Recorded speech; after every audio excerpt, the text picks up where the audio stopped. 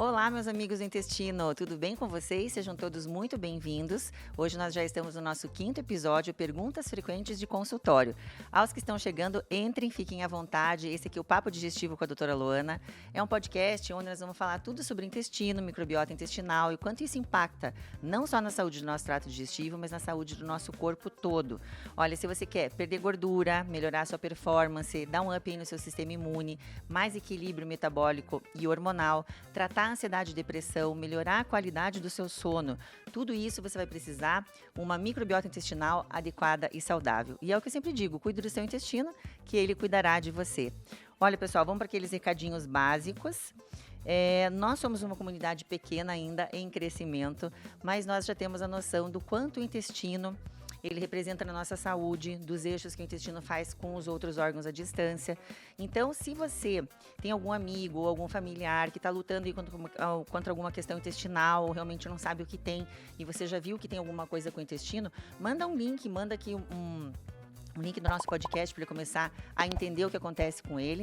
E você também pode colaborar, dá um joinha e dá um like, que daí o YouTube entende que é um conteúdo de relevância e ajuda a gente a pulverizar essa informação que eu acredito que seja do bem. Queria agradecer também a equipe do Cristal Podcast, que sempre me ajuda, me auxilia aqui nos meus problemas. E se você quer conhecer um pouquinho também sobre o meu trabalho, um pouquinho mais sobre os posts, me dá uma seguida lá no Doutora Luana HV. O Juba vai deixar aqui os nomes para que você me ache lá, tá bom? Então, pessoal, esse podcast, eu aceitei a sugestão aqui dos meninos para fazer perguntas frequentes de consultório. E eu achei bem interessante, fiz uma revisão ali das minhas anamneses, peguei as perguntas mais frequentes e fiz a caixinha lá no Instagram, algumas perguntas de alguns seguidores e acho que ficou bem interessante. Eu gostei tanto que eu acho que eu vou repetir esse modelo de podcast daqui uns 4, 5 episódios, então pode continuar mandando a pergunta que deu bastante, eu não vou conseguir responder todas também aqui dessa vez, tá? Pessoal, teve uma lá, ó, hérnia de hiato, e agora? Eu tenho que operar? Bom, vamos revisar aqui um pouquinho o que é a hérnia de hiato. A hérnia de hiato ela é um defeito, ela é uma alteração anatômica. Se vocês vão lembrar, tem a boca, tem o esôfago, que é um órgão tubular que leva comida passando por todo o tórax. Aí ele vai chegar no abdômen e vai desembocar ali no estômago.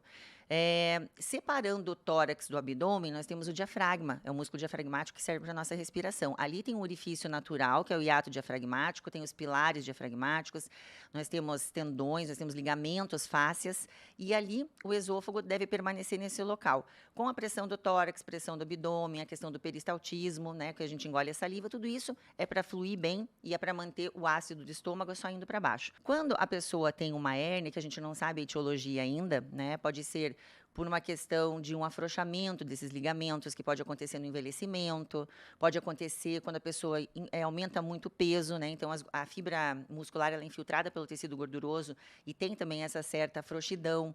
Uma pessoa que teve muitas gestações, pessoas que trabalham com peso, muito peso, aumentando muito a pressão intraabdominal, pode favorecer o aparecimento da hérnia. Como eu falei, a hérnia ela é uma alteração anatômica e a correção é só a cirurgia. Mas os pacientes que têm a hérnia pequena, porque dependendo de quanto do estômago, quando tem esse afastamento dos pilares e o estômago sobe, às vezes ele sobe 2, 3 centímetros, é uma hérnia pequena, às vezes mais que 5 centímetros é uma hérnia grande. Então, quanto sobe, que parte do estômago que sobe, a gente tem a classificação das hérnias e o tamanho.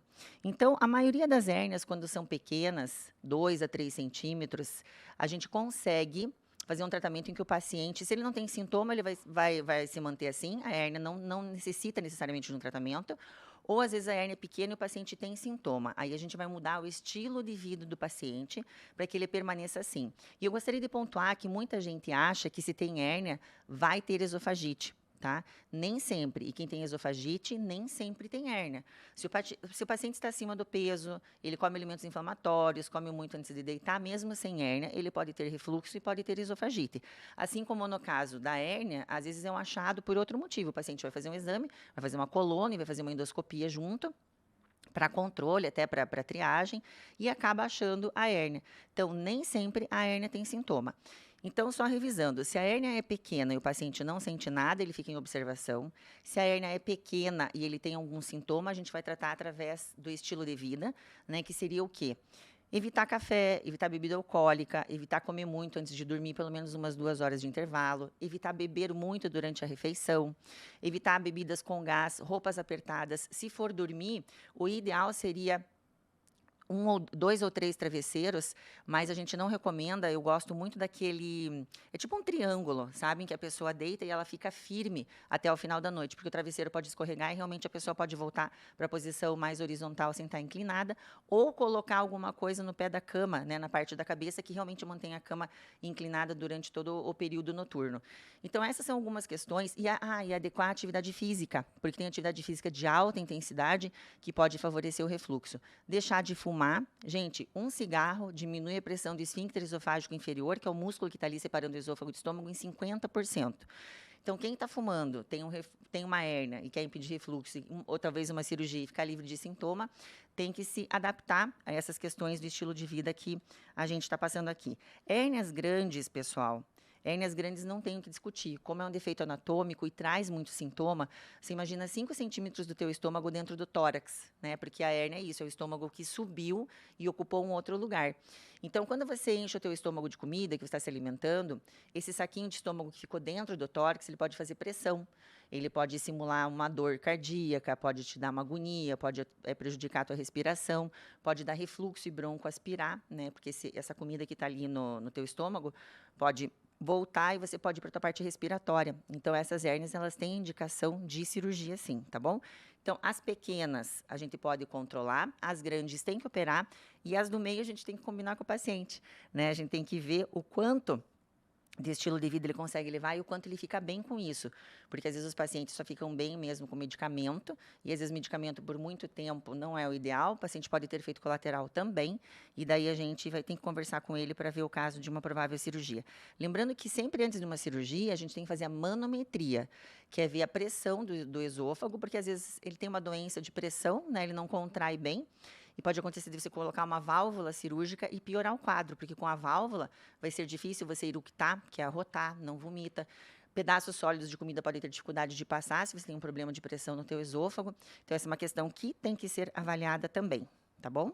A cirurgia normalmente tem bom resultado, mas 10 a 15% pode ter falha do tratamento ao longo dos anos, tá? De 10 anos. Então, essa, gente, era a pergunta de hérnia de hiato.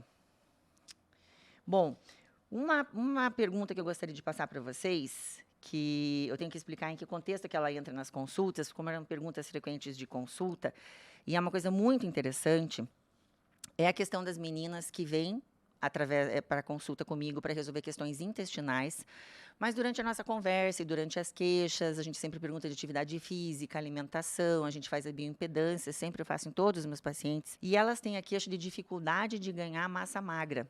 Né, são as mulheres que, dependendo da idade, já têm queixa de flacidez, não estão satisfeitas com a parte de performance. Às vezes até come saudável, mas não consegue, está com personal e não tem um treino.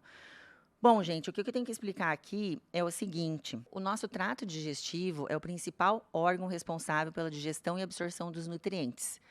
E quando a gente está falando de hipertrofia, a gente está falando de um estado suprafisiológico, que é aumentar a tua massa magra. Então, o teu corpo tem que estar funcionando bem, tem que estar sobrando para as necessidades fisiológicas, para a gente começar a construir uma massa magra. Como é que a gente vai fazer isso com o intestino que está inflamado? Então, eu recebo meninas que têm doença inflamatória intestinal, doença de Crohn, retocolite, as meninas têm doença celíaca, têm intolerância à lactose, tem a questão de SIBO. Imagina SIBO, a gente estava comentando esses dias aí. SIBO é o supercrescimento de bactérias a nível do seu intestino delgado. Então, essas bactérias, elas são ávidas, né? Então, você coloca ali uma fibra, distende. Lembrando que na hipertrofia, 60% a 70% da dieta vai ser carboidrato. Como é que a gente vai colocar esse excesso de alimentação, principalmente carboidrato? Essa menina vai ter uma queixa enorme de distensão. Temos SIFO também, que é a questão do crescimento de fungos ali no seu intestino. Nós temos a questão de obstipação, né? Você pensa que uma menina que às vezes fica 2, 3 dias sem ir no banheiro, como é que a gente vai fazer um aporte nutricional para a hipertrofia? E sem contar que a mucosa intestinal, ela está inflamada, né? Tem processos inflamatórios ali. Quando a gente fala de inflamação, não é só inflamação aguda, nós falamos de processos inflamatórios de baixa intensidade crônicos. Nós temos a disbiose, aumento da permeabilidade intestinal e não esquecendo nunca que a nossa microbiota, ela tem uma função metabólica. Então, tanto para perda de gordura quanto para ganho de massa, a gente precisa da microbiota funcionando. Ela é uma intermediária entre o alimento e o nosso sistema imune, entre o nosso corpo, e o que ela sinaliza é importante. Então, como que a gente faz nessas meninas? Primeiro, a gente tem que corrigir essa questão da disbiose, tem que identificar o que ela tem no intestino, né? Porque ela vem para isso, o que eu tenho no meu intestino. Às vezes tem um ou mais processos, né? Pode ter uma doença celíaca não diagnosticada com SIBO, pode ter SIBO com SIFO, pode ter síndrome do intestino irritável, que também às vezes pode levar a diarreia e a pessoa tem um quadro de desabsorção. Então, a gente tem que identificar esses problemas, tratar, para daí depois a gente prosseguir com ganho de massa. Ganho de massa às vezes é visto como preconceito, né? Tá fazendo uma hipertrofia, quer ficar sarada, marombada, não é nada disso. Nós estamos falando de meninas que realmente têm um problema intestinal de longa data e elas têm um déficit, mesmo com a idade muito, muito jovem, de massa magra. A gente vai mostrar as bios para vocês aí, eu vou colocar para vocês verem a importância, né? Então, a gente tem aqui uma menina com 24 anos de idade, que tem 16 quilos, 16,8 de massa magra, 17,8 de 17,7 de gordura.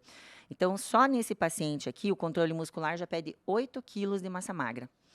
Temos uma outra paciente aqui de 20 anos, 19,7 quilos de massa magra e 16,8 de gordura. Essa bio já pede 7,6 quilos de massa magra. Outra paciente, e assim um monte, tá, gente? Porque o paciente com questão intestinal de longa data fica desabsortivo. Temos a outra menina que 22 anos, tem 25,8 quilos de massa magra, com 22,8 de gordura, precisando ganhar 3,1 quilos de massa magra. A outra, 32 anos, com 19,5 quilos de massa magra, precisa ganhar 4,2. Então, você veja que a nossa massa magra, ela é um tecido anti-inflamatório, que a gordura é um tecido inflamatório. A nossa massa magra produz, né, diariamente várias substâncias que são benéficas para o nosso corpo. Ela protege a nossa massa óssea. Então, se com 20 anos, 22 anos, você já está precisando de 6, 7, 8 quilos de massa magra, como é que esses pacientes vão chegar com 40 anos, né? Então, a nossa ideia sempre é essa, a gente fazer uma hipertrofia compensatória para essas meninas que estão em déficit de massa magra. Primeiro, elas precisam se tornar absortivas, depois fazer um trabalho com nutricionista e com personal voltados para hipertrofia. É isso que eu sempre falo lá no consultório. Cada situação tem um momento, né? Qual que é o momento agora? Então, o momento agora dessas meninas com intestino inflamado, constipação, diarreia, SIBO, não tem como fazer um processo de hipertrofia aqui em cima, mas elas precisam, sim, com certeza. Isso aqui é uma questão de saúde, né? Não é nem de estética. Então, depois a gente orienta, e é uma coisa que eu gostaria de frisar com vocês, que a hipertrofia parece que é só comer um pouco a mais, comer um shake, comer 2, 3 pães ali, e a pessoa vai hipertrofiar, ou ela vai lá na academia e vai treinar um pouco mais forte. Então, nesses casos em que a gente tem aqui esse déficit de massa magra, a gente tem que lembrar que a saúde é um investimento. Você tem que investir em 3 profissionais aqui. O médico, né, que no caso é o gastro, que vai fazer essa adaptação, colocar esse intestino em tratar e depois colocar em manutenção. Nutricionista e personal. Nutricionista por quê? Olha, a maioria das mulheres são carbofóbicas, né? Não querem comer carboidrato, e a gente não hipertrofia sem carboidrato. Então, essa quantidade e de uma forma colocada que mantém o tratamento do intestino, que deve ser feito com muita consciência. E a outra questão é do personal. Gente, ninguém hipertrofia sem personal, a gente sempre treina no submáximo. Então, nós temos que fazer esse trabalho conjunto, dada a seriedade da situação, que é, como eu falei, 6, 8 quilos para ganhar de massa magra com 20, 22, 24 anos, para que a gente dê o suporte para essas meninas e, claro, conserte a queixa de estética, que não é esse o nosso objetivo, a flacidez, mas que recomponha, né, a massa magra dessas mulheres. Tá ok, gente? E o resultado é maravilhoso, né? Porque pessoas jovens, já em 30 dias a gente consegue um resultado fantástico. E o primeiro ciclo de hipertrofia, que é uma hipertrofia saudável, que a gente não usa nada, não tem nada de anabolização, a gente usa aqui só essa vantagem de consertar o intestino, deixar ele com a função metabólica adequada da microbiota, fazer um aporte nutricional adequado para a hipertrofia com treino com personal, o resultado vem, principalmente nessa idade, tá? Então, essa é uma pergunta, gente, muito frequente. Recebo muito no consultório essas meninas e realmente é uma situação preocupante que a gente tem que arregaçar a manga e trabalhar, tá bom? Vamos lá. Pergunta de desparasitização. Dá quase aqui um trava-língua, né? Agora tá na moda, né? Tem muito Instagram e tem muita propaganda, tem muita coisa. Vamos desparasitizar. Vai dar um trava-língua aqui o negócio, falar 10 vezes não dá. Será que há necessidade? Porque antigamente, e isso é da minha época, né? Eu tô com 48, muito tempo atrás, a gente fazia isso uma vez por ano. Era uma lenda familiar. Então, a gente escolhia os meses sem R, também faz parte da lenda, né? Então, pegava junho ou julho, que é mês de férias, que já aproveitava estar em casa, né? E daí a gente usava lá um remédio para vermes. Então, todo mundo da casa usava, né? Mãe, filho, marido, a gente usava. Com a ideia de que a gente estava se protegendo de alguma coisa. Mas então vamos usar a lógica. A pessoa que realmente está com um parasita, ela não é uma pessoa sem sintoma. Né? Então, as crianças podem ter eliminação de vermes, tanto anal quanto pela parte de nariz ou pela boca. Você pode ter coceira anal, principalmente noturna. Você vai ter a questão de dor abdominal, náusea, enjoo, pode ter eliminação de sangue nas fezes, diarreia. São todos os sintomas que vão fazer você procurar o médico. Aí o médico tem que pedir para você o exame parasitológico de fezes, que também, às vezes, nem sempre é bem feito. Você leva num laboratório lá e deu normal. Esse exame é um pouco trabalhoso, sabe, gente? Você vai pegar aquela tua fezes, se guarda no potinho, chega lá no laboratório, essas fezes já estão endurecidas. Essas fezes têm que ser liquefeitas, tem que ser feitas várias eles chamam de peneirar, várias vezes peneirar isso. Você ir fazendo essa leitura é um exame que é pago barato, né? Mas dá bastante trabalho. Então, são poucos os lugares que fazem de uma forma bem efetiva. Se vem alguma coisa ali, aí o médico vai decidir se cabe o tratamento ou não. Tem algumas coisas lá no parasitológico, que, por exemplo, no intestino tem fungo. Nem sempre a gente vai tratar a cândida lá, ela está lá. Assim como no parasitológico. Então, isso precisa de uma avaliação médica. Porque a nossa ideia, né, naquela época, tomando um remédio para vermes, o que era? Eu vou tomar para prevenir. Primeiro que você toma sem sentido, porque você não está doente. Então, você não precisa tomar. Isso pode realmente levar a uma desbiose. E, a partir daí, sim, você começar com um problema. Ou somar a um que você já tenha, né? E não previne, gente, porque você não consegue fazer um tratamento, né, um tratamento preventivo. Vou tratar sem antes ter, não consegue. Então, se você tomar um remédio para vermes essa semana e na semana que vem se for contaminado, está contaminado, vai ter que tratar de novo. Então, não serve, tá, gente? Essa ideia que a gente tem de desparasitização, esquece. Isso daí é só quando for com indicação. Essa também é uma pergunta bem frequente. O pessoal gosta ainda, o pessoal da minha idade lá, sabe? Com a ideia de desparasitizar. Bom, outra pergunta. Já tratei SIBO, melhorei, mas os meus sintomas voltam muito rápido. Será que eu fiz o tratamento errado ou será que eu não estou com o diagnóstico correto? Estou desanimada. Bom, gente, SIBO também foi um episódio nosso aí do podcast, né? SIBO, o que acontece? Primeiro, eu não consigo te dizer se está com o diagnóstico errado. Vamos partir do pressuposto que está com o diagnóstico de SIBO, né? Porque não foi eu que examinei a pessoa, então eu não sei se foram eliminadas todas as outras causas que podem levar a SIBO. Mas, contando que a pessoa está com SIBO, só para lembrar, SIBO significa supercrescimento de bactérias a nível do seu intestino delgado. E isso acontece principalmente porque o teu corpo perdeu algum dos mecanismos que contém as bactérias nos lugares delas. Porque as bactérias, se deixar, elas tendem a ocupar o espaço. Então, tem mecanismos no nosso corpo, como, por exemplo, a acidez do estômago, né? A acidez, ela mata as bactérias que vêm da nossa boca e não deixam elas proliferarem. Imagina a tonelada de bactéria, de vírus, protozoários, fungos e outras coisas que vêm nas toneladas de comidas e líquidos que a gente bebe durante toda a nossa vida. Então, o ácido está ali controlando esses crescimentos de bactéria. E ele também desce um pouquinho ali do odeno, delgado, e ele vai tentando matar as bactérias que estão ali no intestino grosso, fervilhando, e que se deixar, elas sobem. Nós temos a válvula ileocecal lá embaixo, uma portinha que separa o intestino grosso do delgado. O intestino grosso está explodindo de bactéria. Tem trilhões de bactérias lá, então elas estão loucas para sair. Então, tem essa válvulazinha que funciona como uma portinha ali de uma escotilha, né? Nós temos os movimentos intestinais, que estão sempre mandando tudo ir para baixo. A gente não quer nada para cima. Nós temos o MMC, que é o complexo mioentérico miomotor, que é tipo como se fosse uma faxineirazinha do intestino delgado, que durante o jejum, durante a noite, os períodos que a gente fica 4 horas sem comer durante o dia, vem uma pequena ondinha, você não sente, não é um movimento peristáltico igual o intestino para eliminar fezes, mas é uma pequena bateção assim, ó, como se fosse um abanadorzinho tentando limpar restos alimentares, debris, empurrando para baixo. Nós temos as enzimas digestivas, que também são bactericidas e bacteriostáticas. Então, ou seja, quando a gente perde algum desses mecanismos, né, a gente tem a SIBO. Então, a SIBO, o que a gente tem que lembrar sempre é que a SIBO não é uma doença em si, ela é consequência de uma razão maior, tem algo maior, uma força maior acontecendo ali no teu corpo. O que está levando a SIBO? Então, se você só trata a SIBO, SIBO é o excesso de bactérias. Se você faz um controle bacteriano, com antibiótico, por exemplo, ou com alimentação, fazendo uma dieta low food map, que é pouca em fibra, né? Então, você mata a bactéria de comida. Se você faz esse controle, mas você não corrigiu a causa, dali a pouco vai acontecer isso aqui que você me falou, ó, meus sintomas voltam muito rápido, porque você não tratou a causa da SIBO. Então, isso é muito importante revisar. Quais são as causas da SIBO? Gente, tem muitas. Podem ser cirurgias, formação de bridas e aderências, e daí muda o caminho do intestino, faz angulações, seu trânsito intestinal pode ficar mais lento e ficando mais fezes ali no seu intestino favorece o crescimento. Medicamentos em que você mexa na acidez, né, que são os prazóis da vida. Você pode ter hipotireoidismo.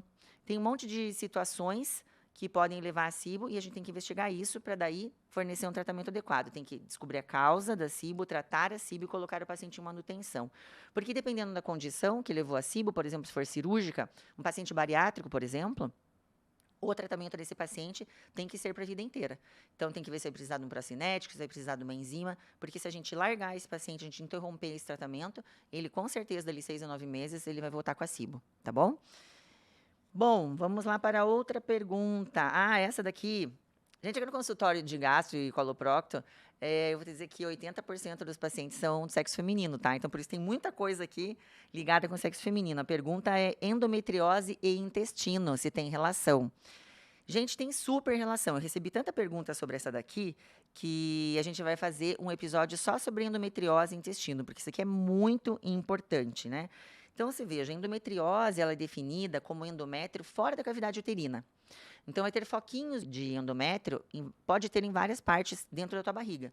Pode ter na parede do intestino, pode ter lá próximo do reto, pode ter na bexiga, pode ter em qualquer lugar. Então, quais são as queixas da pessoa que tem esse hiperestrogenismo? A grande quantidade de estrogênio estimulando esses foquinhos, que são estimulados todo mês, né, com processos inflamatórios. Esses foquinhos respondem ao estímulo hormonal, eles sangram e você vai apresentar dor. Então, aonde que pode ser a dor? A dor, você pode ter dor para evacuar. Inclusive, os foquinhos, eles podem invadir a parede do intestino e a menina pode até eliminar sangue nas fezes. Você pode ter dor para urinar, dor no relacionamento. Tem gente que tem dor na lombar, né? Dor pélvica crônica. De cada 10 mulheres, 8 ao longo de 8 a 10 anos vão descobrir que tem endometriose. Então, essa é uma queixa que a gente não pode deixar passar. A alteração do fluxo menstrual, né? Por causa do hiperestrogenismo, essa mulher tem um sangramento intenso, mais dias, né, de ciclo do que o ciclo normal, um ciclo mais longo. Tem irritabilidade, alteração do sono, edema, enxaqueca. Então, essa é a mulher com endometriose. E qual que é a relação com o intestino? Muitas dessas pacientes, elas pensam que elas têm síndrome do intestino irritável. Então, vão no coloprocto, vão no gastro para investigar isso. E lá chegando, como a gente suspeita, como entra no rol ali das doenças que a gente tem que diferenciar com síndrome do intestino irritável, está ali a endometriose. E um dado importante que nós mulheres, né, é interessante a gente ter essa informação, que o ultrassom transvaginal normal, ele não descarta. Tá? Ele não tem como fazer o diagnóstico pelo ultrassom. Às vezes o ultrassom transvaginal está normal. Como eu falei, a definição da endometriose são focos de endométrio fora do útero. Então, existe um outro exame, gente. Se você tem dúvida que você possa ter endometriose, você procura um exame chamado mapeamento endometrial. São 4 exames feitos juntos, tem um pequeno preparozinho ali do intestino, em que daí a gente vai procurar esses foquinhos. E se realmente a suspeita continua, dá para fazer até uma laparoscopia. Colocar uma câmera ali no umbigo, dar uma olhadinha lá dentro e achar os foquinhos, porque os foquinhos são pequeníssimos, gente. A gente costuma trabalhar com uma equipe aqui do Marcelino, né, a doutora Camila Alessi, que é uma amiga e uma profissional que eu admiro muito, e isso é avaliador dependente esse exame, depende da experiência de cada pessoa, né? E ela tem uma experiência muito grande. Então, tem equipes que a gente trabalha, equipe de cirurgiões que fazem só cirurgia de ressecção do intestino, porque realmente a endometriose é uma doença inflamatória, infiltrativa, progressiva, e se não for feito um controle, um bloqueio hormonal, realmente é uma doença que vai acometer. E como acomete o intestino, você imagina, você está com o teu dedo inflamado, né? Você consegue dobrar o teu dedo legal? Não. É a mesma coisa no intestino. Ele está inflamado, ele está com focos de endometriose que são estimulados mensalmente. E esse processo inflamatório, às vezes, ele não chega nem a esfriar de um mês para o outro, né? Então, o intestino que está inflamado, a parede dele está inchada, também não é um intestino que tem uma contração adequada. Inclusive, né, a endometriose associada com a síndrome do intestino irritável é associada também com SIBO, porque é um motivo pelo qual o teu intestino está inflamado, ele não consegue responder aos movimentos intestinais, o estímulo de ondas respondas como ele normalmente deveria responder. Então, essa é uma questão de que a endometriose pode trazer várias questões intestinais mesmo, inclusive várias meninas que não foram ou não tiveram diagnóstico precoce, uma orientação adequada, realmente tem que tirar um pedaço do intestino devido à infiltração por endometriose. Então, esse aqui é um alerta que fica. E no episódio da endometriose, a gente vai falar mais sobre. Mas se a gente tem uma disbiose no intestino, o que acontece? O intestino, a microbiota, é um dos principais controladores da quantidade de estrogênio no corpo da mulher. Isso se chama estroboloma. É uma coisa nova, muito bem estudada agora. O que acontece? Quando a gente tem a disbiose, a gente tem a questão de certas bactérias que vão cortar a ligação dos sais biliares com o estrogênio. Então, é assim, o estrogênio que você não usou num ciclo, o estrogênio que tem que ser eliminado, esse estrogênio dá mão para os ácidos biliares e vai caminhando para o seu intestino. Chegando ali, se você tem uma disbiose, as bactérias produzem beta-glucuronidase. É uma enzima que vai ali e quebra, corta ali a mão do ácido biliar com o estrogênio. Aí o sal biliar é reabsorvido e o estrogênio também. Esse estrogênio ele recircula, é uma recirculação enterohepática. Então, o que acontece? Uma disbiose intestinal pode favorecer para o hiperestrogenismo e se essa mulher já tem endometriose, então essa seria uma das questões para a gente controlar no tratamento, principalmente pós-cirúrgico ou bloqueio da questão da endometriose em parceria com os nossos ginecologistas aí, tá bom? Bom, obstipação. Obstipação é a pergunta mais comum mesmo, né? Porque 85 a 90% dos meus pacientes mulheres e mulheres 95 a 98 no ambulatório, quando eu trabalhava ali na residência, eram mulheres. Hoje no meu consultório, acho que 98% são mulheres, né? Homem é muito difícil com obstipação. A obstipação, gente, ou constipação, ou intestino preso, como eu falei, uma situação comum, atinge 30% aí da população brasileira. Quem não experimentou uma vez na vida vai experimentar com certeza. É difícil alguém passar a vida inteira sem um episódio de constipação, porque ela pode ser temporária, benigna, enfim. E ao contrário do que muita gente pensa, a constipação, ela está ligada com a frequência. E para nós, ela está muito mais ligada com a característica das fezes. Até o Juba e a Rebeca vão colocar ali a tabela de Bristol, né, que é a classificação das fezes que a gente tem. O tipo de cocô número 10 é o cocô que é da marca da Nike, que a gente costuma falar. Sabe, se você olhar no vaso e tem a marca da Nike, esse é o bom. Porque daí você vai ver que ele tem um formato único, né? É uma peça só de fezes. Ele é um cocô que ele é amolecido, mas ele tem uma consistência ideal. Amolecido não é quando a gente pensa que está mole, é uma consistência ideal, porque você veja, o ânus ele é uma estrutura autolimpante, né? Então as preguinhas vão para fora, eliminam as fezes e volta. Então a situação adequada é você não usar papel higiênico com muito pouco e você não tem dificuldade de eliminação. Agora, mesmo que você vá todo dia no banheiro, 2, 3 vezes no banheiro, mas as tuas fezes vem bolinha, ou vem rachada, ou vem ressecada, vem vários pedacinhos, para nós já é constipação, já é intestino preso. Então, tem alguns fatores que a gente conta para ver, porque tem gente que tem todo dia no banheiro e acha que não tem constipação. E está se enganando, tem que buscar lá um tratamento. Então, quais são as situações que a gente considera para constipação? Essa das características das fezes, também a questão de frequência, a questão de sensação de evacuação incompleta. Às vezes a pessoa vai no banheiro, vai ali dali 15, 20 minutos sem a sensação de que ficou coisa e tem que ir no banheiro de novo. Então, a sensação de evacuação incompleta, muitas manobras para eliminar as fezes. Tem gente que tem que apertar a barriga, tem que trazer as fezes aqui do intestino para um lado para o outro, tem que apertar embaixo, tem que afastar as nádegas, tem que usar a mão para ajudar. Então, isso é constipação. Necessidade de fazer muito esforço, precisar sempre do banquinho, todas essas questões já entram no diagnóstico de constipado, tá? Outros sintomas são gases, cólicas, distensão abdominal.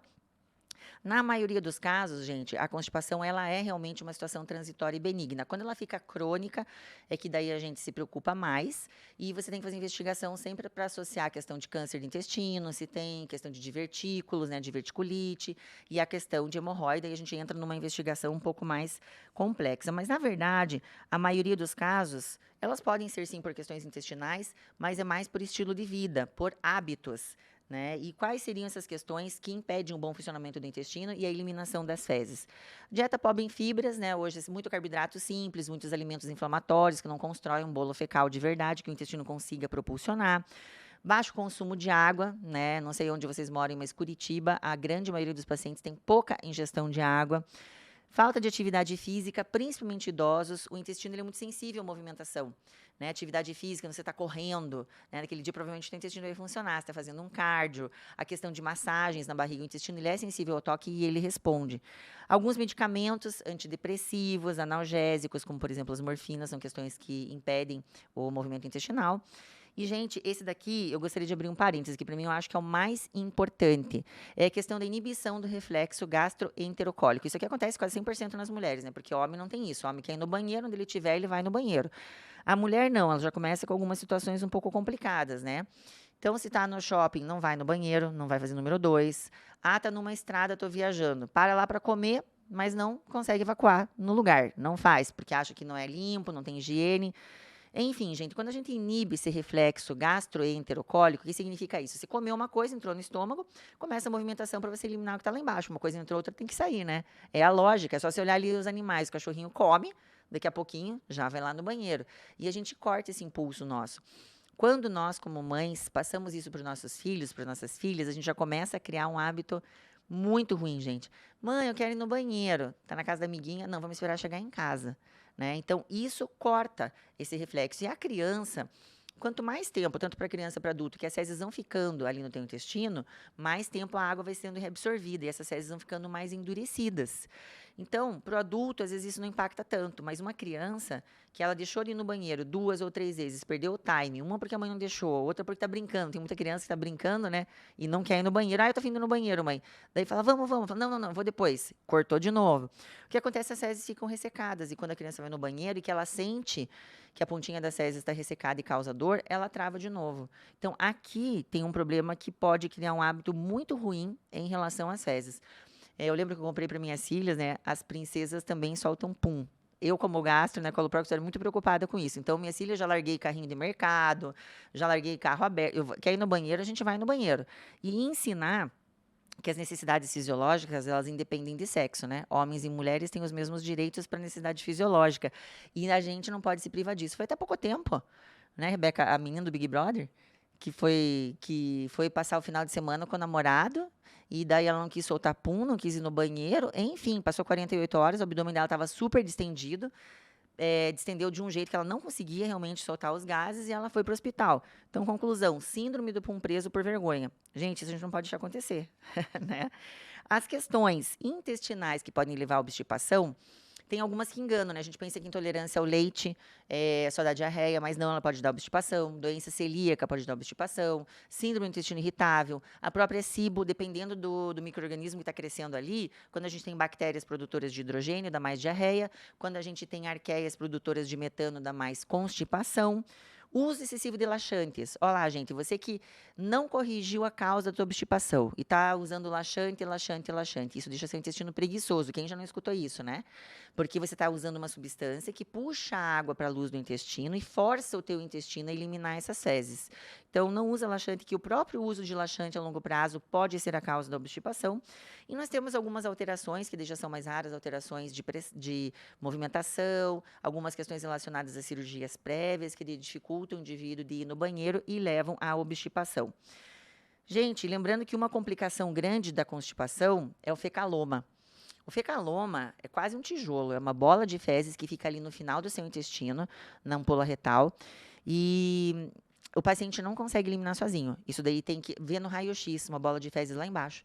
Isso daí tem que internar, o paciente tem que fazer uma lavagem, e se não conseguir, tem que fazer extração manual. A gente tem que sedar o paciente, colocar na mesa cirúrgica, e tem que extrair essas fezes ali da parte final do intestino, porque não consegue retirar, tá? Então, vamos prestar atenção se você está com esse quadro de obstipação, vamos valorizar as queixas do nosso corpo, os nossos sintomas, porque a grande maioria começa com laxante. Ou laxante, ou um supositório, ou um suco, e não está tratando a causa. Como vocês viram aqui, tem várias causas. Corrige o teu estilo de vida aí, não melhorou a obstipação, tem que procurar um médico, tá bom? Lembrando que, gente, que quando a gente fala de microbiota, eu não posso deixar de falar de microbiota, estamos falando de um processo mecânico de eliminação de fezes, lembrando que as tuas fezes paradas no intestino, isso vai criando uma outra microbiota, né? Você pense fezes parada no calor, na umidade, isso cria um outro tipo, uma outra população microbiana, que é inflamatória, fica em contato com o epitélio do intestino. As substâncias tóxicas, restos de hormônios que tinham que ser eliminados num prazo de tempo não vão, começam a recircular, né? Começa a entrar novamente, como eu falei ali do estrogênio, começa a entrar novamente no teu corpo. Você pode sentir uma certa, vamos dizer, não sei se uma toxemia, porque a pessoa, se tem um leaky gut, que é esse aumento da permeabilidade no intestino mais poroso, recebendo essas substâncias, a gente tem o leaky brain, né? Isso está muito associado, que é o eixo cérebro-intestino. Então, a pessoa pode ter aquela alteração do comportamento. Quem já não escutou uma mulher enfesada, né? E realmente tem um motivo de ser. Então, alteração no sono, um cansaço durante o dia, parece que tem uma lentidão de pensamento. Então, isso acontece devido a essa alteração de microbiota, desbiose e aumento da permeabilidade que ocorre nos pacientes que ficam muito tempo sem evacuar. E pode parecer que a gente está falando de 2, 3 dias, mas a gente tem paciente com 15 até 20 dias sem evacuar. Eu tive uma paciente que ela viajou e ela cruzou 3 fronteiras, carregando o cocôzinho dela, não largou em nenhum país. Então, assim, isso é uma questão que tira muito a qualidade de vida da pessoa, né? Você imagina aí você 2, 3 horas sem você eliminar o que na tua bexiga, imagina no intestino. Então, isso, fora essas questões locais, né, de alteração que a gente está falando, de microbiota, pode predispor a divertículo, hemorroida, a questão de toxicidade, tem alguns trabalhos falando que obstipação a longo prazo tem a questão de câncer, tem essas questões aí de sintomas sistêmicos, né? Então, temos que prestar atenção na nossa obstipação.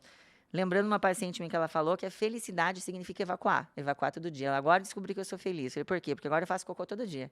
E essa não deixa de ser uma verdade, né? Bom, pessoal, e para finalizar, porque a gente já está empatando aqui 40 minutos aqui no nosso episódio, eu vou deixar aqui um gostinho para um outro episódio que a gente vai fazer também sobre doença celíaca, né? Doença celíaca, os não celíacos sensíveis ao glúten, que são os intolerantes, as alergias ao glúten, que a gente já comentou lá no nosso episódio de Conhecendo o Trigo. A gente já comentou que ia fazer um episódio sobre isso, né? Mas eu achei 2 perguntas bem interessantes aqui. Primeira, aqui ó. Doutora, sou celíaco, deixei de comer glúten, fiz uma dieta difícil, total gluten free, meus marcadores do sangue normalizaram. Eu posso voltar a comer glúten? Gente, em relação aos testes para a gente identificar se o paciente é celíaco, a primeira coisa importante que a gente tem que saber é que o paciente tem que estar ingerindo glúten enquanto ele vai fazer a coleta desses exames. Porque o que mantém esses anticorpos positivos é a ingesta do glúten. Então, você come glúten nas pessoas que são, né, predispostas geneticamente a ter doença celíaca. Esse glúten, ele faz uma alteração, né, uma enteropatia imunomediada, né? Então, o glúten vem ali, ele é o gatilho, ele dispara essas reações imunológicas a nível da parede intestinal e a gente consegue, quando tira o sangue do paciente, avaliar esses marcadores. Então, se o paciente tem uma disposição com o trigo, está sentindo muito sintoma e ele deixou de comer trigo, que seja por um mês, você vai lá coletar os exames, pode ser que eles não deem mais positivos, tá? Então, a pessoa tem que estar com a ingestão do glúten. Algumas escolas sugerem fazer reexposição, não por causa do glúten, mas para os não celíacos sensíveis ao glúten ou para outras questões de suspeita diagnóstica, tem que estar ingerindo glúten de 2 a 3 meses para você positivar esses anticorpos de novo. Então, se o paciente não está na possibilidade mais de fazer esses exames sanguíneos com a pesquisa dos marcadores, aí talvez tenha que fazer a biópsia, a endoscopia, que às vezes leva 1 a 2 anos para normalizar, né, o epitélio do intestino. Então, parei de comer glúten, você vai olhar lá o intestino para ver se ele está normal. Às vezes leva de 1 a 2 anos. Então, talvez tenha alguma oportunidade aí com a biópsia, né, que é uma comprovação ouro padrão para a gente dar o diagnóstico de celíaco, ou fazer os testes genéticos. Então, dependendo do momento que o paciente chega para a gente, em que estado ele chega, a gente vai fazer uma avaliação para ver quais são os melhores exames. Agora, essa pessoa aqui que me perguntou, os exames negativaram se ela pode voltar a comer glúten, o celíaco não, tá? Pro celíaco, o glúten, ele é um veneno, então não pode mais comer glúten. Você veja que é uma substância, que é um alimento, que faz um disparo, né? Esse alimento é um gatilho ali na tua mucosa, e é isso que vai gerar toda a questão desabsortiva, a questão de autoanticorpos, que vai trazer os sintomas da doença celíaca. Então, não pode mais comer, tá bom? Deu negativo, esse é o objetivo nosso, né? Para a gente fazer um controle, para ver se o paciente realmente está com uma dieta gluten free, se a aveia que ele está comendo não está contaminada, se os restaurantes que ele vai está tudo certo, passaram para ele a informação certa que não tem glúten, se as casas que ele frequenta, a comidinha está tudo certo, é realmente um exame negativo. Então, tá negativo, não está ingerindo nada de glúten. Então, tá show a tua dieta, significa só isso, tá? Mas você não pode voltar a comer, que se voltar a comer, vai positivar e vai ter os efeitos. E muita gente me pergunta, mas eu não tenho sintoma gastrointestinal, doutora. Eu como o glúten e não me dá nada no intestino. Gente, a doença celíaca, hoje, pelas alterações, né? Quem ficar curioso, escuta lá o nosso episódio do trigo, vilão, mocinho, que o trigo realmente teve muitas modificações aí nas últimas décadas. E as modificações modificações que foram feitas para dar essa estética, para dar essa plasticidade do trigo na questão de panificação, mexeu ali numa areazinha de proteínas que expressam a doença celíaca. Então, os cientistas acreditam que hoje as pessoas não têm uma expressão mais clínica que era igual ao do passado, que era dor abdominal, diarreia, por causa da modificação da expressão dessas proteínas. Lembrando que os pacientes que têm doença celíaca podem ter lesões na boca, como aftas, podem ter problemas na pele, que é dermatite herpetiforme, coceiras, pode ter convulsão, epilepsia, podem ter outros sintomas, podem ter ataxia cerebelar, que é a perda da marcha, e não necessariamente apresentam um sintoma intestinal. Então, você tem sim um problema no intestino, que é essa marcação, que se você comer o glúten vai acontecer, mas nem sempre você vai ter um sintoma, tá? Então, essa é uma mensagem muito importante que eu gostaria de deixar. Se você é celíaco e tirou o glúten e normalizou, isso significa que está perfeito, mas isso não significa que você pode comer glúten outra vez na vida. O ideal é glúten free para sempre. E uma última perguntinha. Sou adulto, tenho 55 anos e me diagnosticaram com doença celíaca. Será que pode ser isso? Eu estou na dúvida. Então, gente, apesar de ser uma marca genética, essa é uma questão que acontece na doença celíaca. Não quer dizer que você vai ter ela desde criança, né? Eu tenho pacientes com 38, 40 anos, 22, independente da idade. Isso pode acontecer em qualquer idade. Pode precipitar, como ela é uma doença autoimune, pode precipitar por um estresse, alguma coisa marcante na vida. Então, isso não é impossível de acontecer, tá? Você pode ter o diagnóstico de doença celíaca mais tarde, mesmo com uma apresentação de sintomas que não seja característica da doença celíaca. E é por isso, né, que essa é uma situação, é uma doença difícil da gente diagnosticar. Não é uma situação de tô com o braço quebrado ou não, tô grávida ou não. Essa é uma questão de uma situação que a gente tem que avaliar o paciente, tem que avaliar os marcadores, os exames de sangue, a biópsia, talvez o exame genético, outros exames de eliminação, para a gente chegar no diagnóstico da doença celíaca, porque nós temos que bater o martelo, o médico tem que ter essa responsabilidade de fazer o diagnóstico e falar, olha, infelizmente, glúten nunca mais. Tá bom? Por quê? Porque as complicações da doença celíaca são graves, né? Um paciente celíaco não tratado, gente, ele com certeza vai somar, já é uma doença autoimune, né? Tem aumento da permeabilidade intestinal, que é esse leaky gut, que permite que substâncias proteicas maiores passem e acionem o teu sistema imune, e você provavelmente vai somar 2 ou 3 doenças autoimunes no decorrer da tua vida, o que já não é bom uma, quanto mais outras doenças autoimunes, e a questão de ter linfomas e adenocarcinomas intestinais. Então, por isso, a responsabilidade de fazer o diagnóstico correto, bater o martelo. E hoje é uma questão que, se veja, eu quando comecei a atender gastro, que foi em 98, você falar para uma criança celíaca que ela não poderia mais comer trigo, era uma questão muito limitante. Hoje, tem restaurante, tem vários alimentos, tem várias situações, tem nutricionistas voltadas para isso, e o cardápio fica muito interessante. Eu, inclusive, tenho experiência de pacientes que são familiares de pacientes celíacos, né? Começam com a dieta para acompanhar o familiar, para não ficar uma coisa destoante em casa, dar uma força, aquele apoio, não querem mais voltar a comer trigo, né? Porque o trigo, como eu já falei, ele é um grão que ele pode completamente ser substituído sem deficiência de trigo, tá ok? Gente, tem muita coisa para falar, ficou muita pergunta, tenho até dó de terminar, mas obrigada para vocês que ficaram até aqui, que nos acompanharam. Se você tem alguma dúvida, deixe lá que eu vou responder. Se não é nesse, é no próximo, daqui 4 ou 5 semanas, ou no episódio que vai ser sobre celíaco, ou no episódio que vai ser sobre endometriose. E se você tem alguma dúvida sobre outro tema, coloca que a gente vai responder com todo amor e carinho, com certeza na primeira oportunidade. Amigos do intestino, um grande abraço para vocês e até o próximo episódio, onde nós gostaríamos de falar sobre endometriose e intestino. Aguarde que vai ser bem interessante. Olá, meus amigos do intestino, tudo bem com vocês? Hoje é o nosso 5º episódio, Perguntas Frequentes de Consultório. Sejam vocês bem-vindos, os que estão chegando agora, entrem e fiquem à vontade.